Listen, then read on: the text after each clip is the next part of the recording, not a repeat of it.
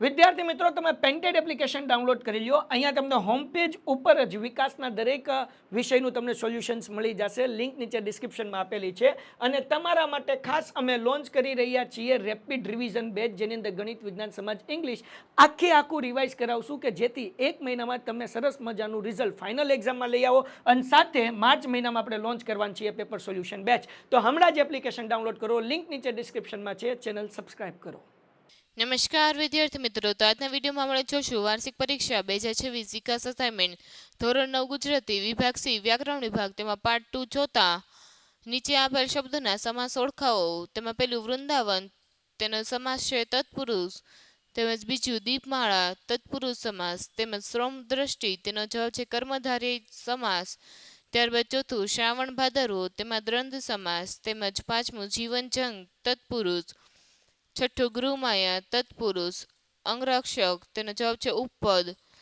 ત્યારબાદ વહીવચ્ચો, તેમાં ઉપપદ સમાસ. મા બાપ, દ્વંદ્વ સમાસ. ગિરિજા, ઉપપદ. તેમજ 11મું સંગ્રહસ્થાન, તેનો જવાબ છે મધ્યમ પદલોપી સમાસ. ત્યારબાદ 12મું રોકડ, તેનો જવાબ છે દ્વંદ્વ સમાસ. તેમજ 13મું રાજ્યસત્તા, તેનો જવાબ છે તત્પુરુષ સમાસ. મૃગન ક્ષેત્ર, તેનો જવાબ છે કર્મધારય સમાસ. તેમજ હર્ષનાદવ, તેનો જવાબ છે તત્પુરુષ સમાસ. તેમજ 16મું શયનખંડ, તેનો જવાબ છે તત્પુરુષ સમાસ. નીચેના વાક્યમાંથી વિશેષણ શોધી તેનો પ્રકાર લખો. તેમાં પહેલું આવડો મોટો મલક આપણો, તેમાં મોટો અને ગુણવાચક વિશેષણ. ત્યારબાદ બીજું થોડાક શિકારીઓ ગોરડ બાવળના ઝાડા ઝાંખરામાંથી ઉતરતા હતા, તેમાં થોડાક અને માત્રાવાચક સંજ્ઞા. ત્યારબાદ ત્રીજું ભર્યા ઉનાળે પરબ સરીખી છાયામાની ક્યાં, તેનો જવાબ છે છાયામાની અને સંબંધવાચક વિશેષણ.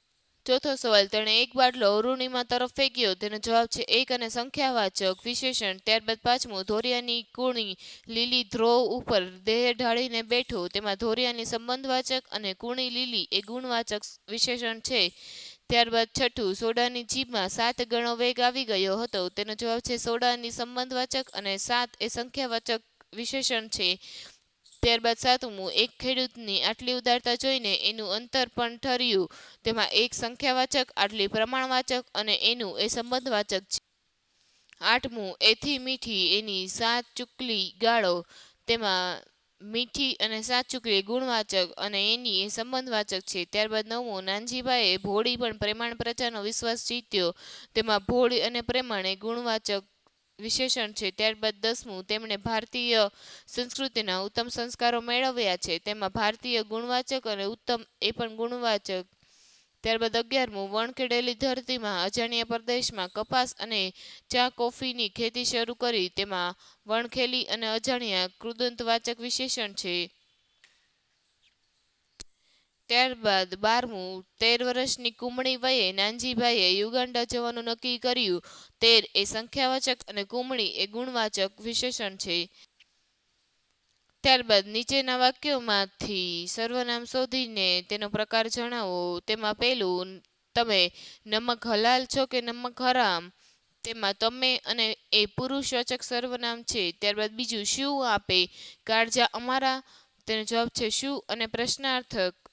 ત્યારબાદ ત્રીજું એમને કંઈ સમજ ન પડી, તેનો જવાબ છે એમને અને પુરુષવાચક. ત્યારબાદ ચોથું તારા જેવા સાપરડા તો કેક આવે ને જાય, તેનો જવાબ છે કેક, તે અનિશ્ચિત સર્વનામ છે. ત્યારબાદ પાંચમું બાપુ વજયસિંહના રાજ્યમાં કોનું દેન છે કે કેદમાં પૂરે, તેનો જવાબ છે કોનું અને પ્રશ્નાર્થક. ત્યારબાદ છઠ્ઠું આગને જે પી શકે તે આગને ઠારી શકે, જે તે સાપેક્ષ સર્વનામ છે.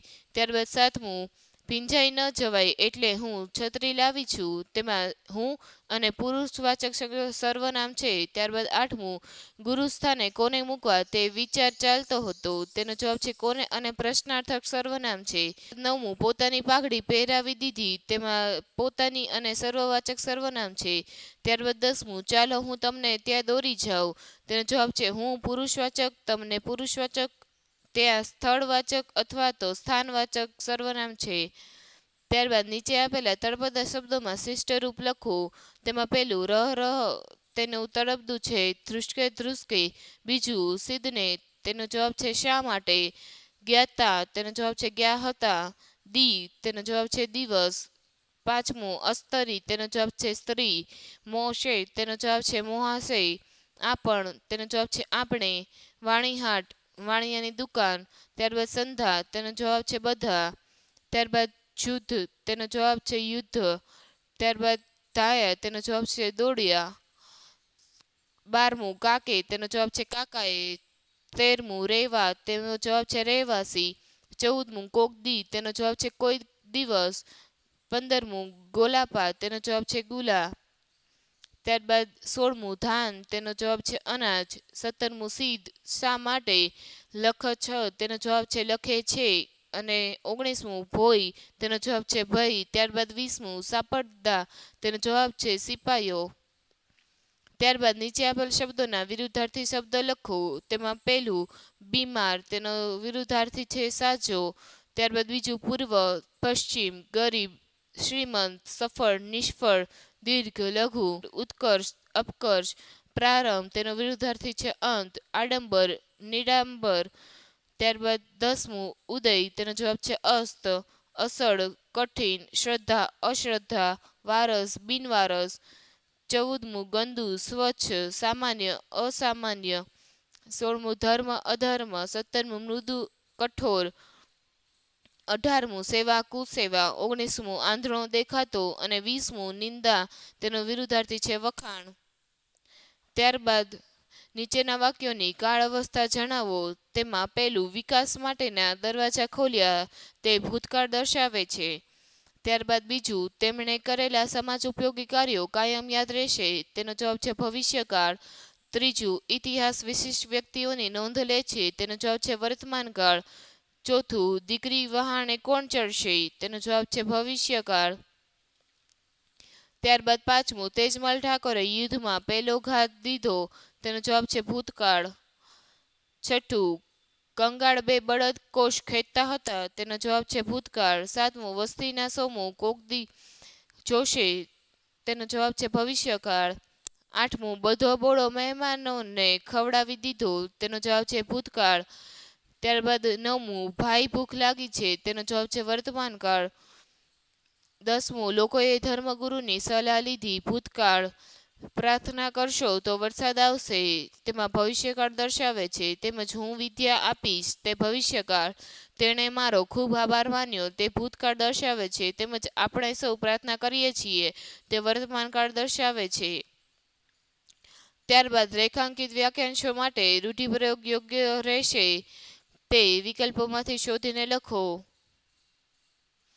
પેલું ઘણા વર્ષે મળેલા મિત્રો એકબીજાને પ્રેમથી ભેટ્યા, તેમાં આલિંગન દેવું. બીજું જેને અનુભવીની ઘેરી અસર થઈ હોય તે જ તેની સાચી વાત રજૂ કરે છે. બી રામબાણ વાગ્યા. પિતાજી સામે ગાંધીજી બોલવાની હિંમત કરી શક્યા નહીં, જીભ ન ઉપડવી. ચોથું જેણે જીવનમાં કોઈ ભલાઈનું કાર્ય કર્યું નથી, તેનું જીવતર નિરર્થક ગયું કહેણ, તેમાં જીવતર ધૂળ હોવું.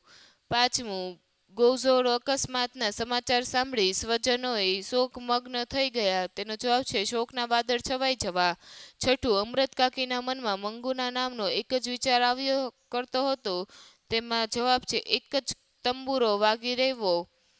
ત્યારબાદ સાતમું જેનામાં પૂરી તાકાત હોય તે જ આવું સાહસ કરી શકે, તેનો જવાબ છે શેર સૂંઢ ખાવી. ત્યારબાદ આઠમું સુશીલ પુત્રવધુ પિયર અને સાસરે એમ બે કુળને ઉજાડનારી હોય છે, તેમાં કુળની પ્રતિષ્ઠા વધે તેવું કાર્ય કરવું. નવમું ઈમાનદારીથી જીવન જીવીને તેને કુળની પ્રતિષ્ઠા વધે તેવું કાર્ય કર્યું, તેને કુળને ઉજાડનારું.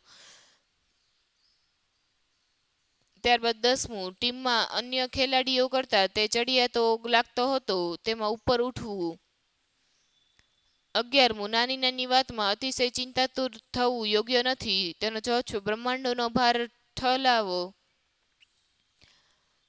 12મું આપત્તિના સમયે માણસે દુઃખી લોકોને સહાય કરવા આગળ વધવું જોઈએ, તેમાં વહારે થાવું. કહેવતનો અર્થ સમજાવો. પહેલું હિંમતે મર્દા તો મદદે ખુદા, તેનો આપણને કહેવતનો અર્થ જોતા જે સાહસ કરે છે તે પરમાત્મા મદદ કરે છે. ત્યારબાદ કહેવતનો અર્થ સમજાવો. તેમાં પહેલું, હિંમતે મર્દા તો મદદે ખુદા. તે કહેવતનો અર્થ એ થાય છે કે જે સાહસ કરે છે તેને પરમાત્મા પણ મદદ કરે છે. ત્યારબાદ બીજું, ધારે તે પામે. તેનો જવાબ છે ઈચ્છા હોય તો મળે, ઈચ્છા પ્રમાણે સિદ્ધિ મળે છે.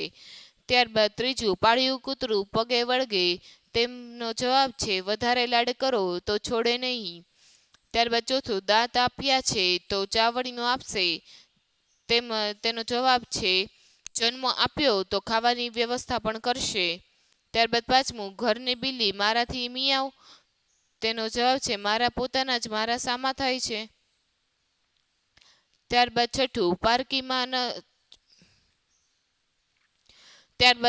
પારકીમાં જ કાન વિંધે. તેનો અર્થ છે જેની સાથે લોહીનો સંબંધ ન હોય તેવી વ્યક્તિ જ કષ્ટદાયક કેળવણી આપી શકે. ત્યારબાદ સાતમું, પાણી પહેલા પાળ બાંધવી. તેનો અર્થ છે ભવિષ્યમાં આવનારી આપત્તિઓનો ઉપાય અગાઉથી જ વિચારી લેવો. ત્યારબાદ આઠમું, ઝાઝા હાથે રળિયામણા. તેનો અર્થ છે વધારે માણસો ભેગા થઈને કોઈ કાર્ય કરે તો તે કાર્ય વધુ સારું અને ઝડપથી પૂરું થાય છે. ત્યારબાદ નવમું, પાકે ઘડે કાંઠા ન ચડે. તેનો જવાબ છે મોટી ઉંમરે નવી વસ્તુ કે બાબત શીખી શકાતી નથી. ત્યારબાદ નીચેના શબ્દ સમૂહ માટે એક શબ્દ આપો. તેમાં પહેલું, જમીન ખોદવાનું ઓજાર, ત્રિકમ અથવા તો કોદાળી. ત્યારબાદ બીજું, વહાણમાંના માલનો હિસાબ રાખનાર, માલમ. સૂતરું કાતવાનું યંત્ર અથવા તો સાધન, ચરખું અથવા તો રેંટિયો. ત્યારબાદ કોણીથી ખભા સુધીનો બાહુ. તેનો જવાબ છે બાવડું. ભગવાન બુદ્ધના અવશેષો ઉપરનું ગોળ ઘુમ્મટ આકારનું સ્થાપત્ય. તેનો જવાબ છે સ્તૂપ. છઠ્ઠું, શબ દાટ્યા પછી એના પર રાખવામાં આવતું પગથિયું બાંધકામ. તેનો જવાબ છે કબર. ચારે તરફ ફેલાયેલ, સર્વવ્યાપી. આદરપૂર્વક આવકાર. તેનો શબ્દ સમૂહ છે સ્વાગત. બારખાના ઉપલા લાકડા આગળ રહેતો છેડો. તેનો જવાબ છે ટોડલો.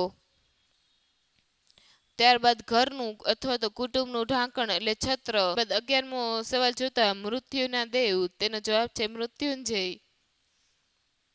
12મું, આપેલી બે વસ્તુ કે વિધાનમાંથી એક પસંદ કરવાની છૂટ. તેનો જવાબ છે વિકલ્પ. તેમજ 13મું, ત્રિશૂળને ધારણ કરનાર, ત્રિશૂળધારી અથવા તો શિવજી.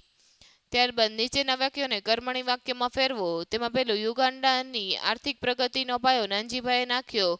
તેને કર્મણી વાક્યમાં ફેરવતા, યુગાન્ડાની આર્થિક પ્રગતિનો પાયો નાનજીભાઈથી નખાયો.